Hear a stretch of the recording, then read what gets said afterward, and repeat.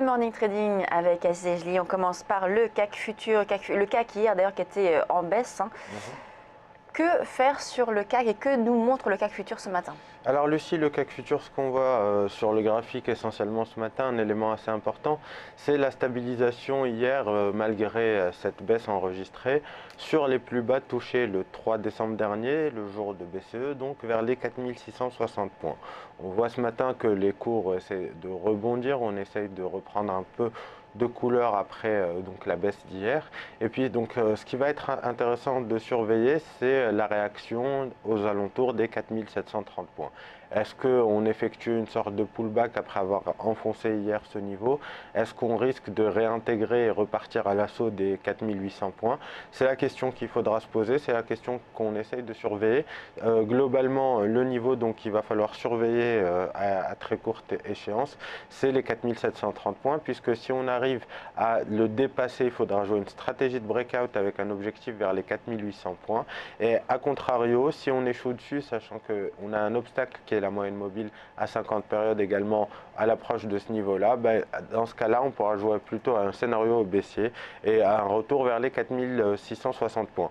On voit bien néanmoins que les cours du CAC 40 futur et du CAC 40 symétriquement, sont un peu malmenés à cause du pétrole, le pétrole qui continue de faire des siennes et qui a touché notamment pour le Brent un plus bas aux alentours hier des 40 $. On est même descendu en séance en dessous des 40 $.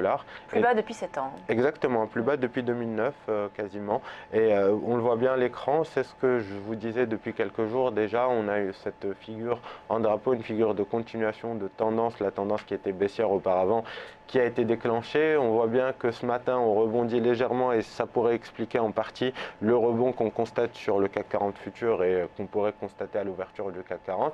Mais vous le voyez bien, on a enfoncé un dernier niveau de support vers les 42,50 $. On a touché hier un plus bas sous les 40 $ en séance. Et donc ce matin on rebondit, on pourrait reprendre un peu de couleur, aller chercher les 42,50 $, effectuer un pullback. Alors c'est ce niveau-là qu'il faudra surveiller sur le Brent, 42,50 $ pour éventuellement se repositionner à la baisse sur un échec sur ce niveau-là. On pourrait donc avoir l'objectif qu'on avait déjà en début de semaine et puis en fin de semaine dernière, c'était toujours un retour sous les 40 $ à échéance peut-être 2-3 semaines.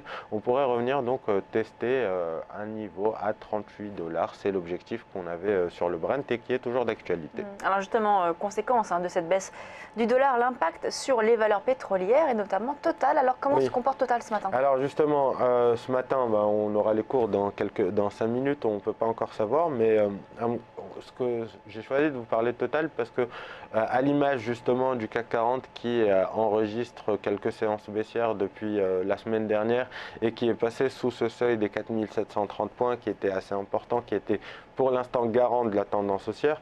On y trouve une explication dans les valeurs qui pèsent justement lourd dans le CAC 40, les grosses capitalisations et notamment celles qui sont liées au secteur pétrolier et parapétrolier. On a vu l'ensemble de ces valeurs, CGG, Total, Morel & Prom et Eramet fortement chuter ces derniers jours. Et Total, on le voit bien, a perdu plus de 8% sur les 4-5 dernières séances. On approche un niveau de support vers les 41,30 €.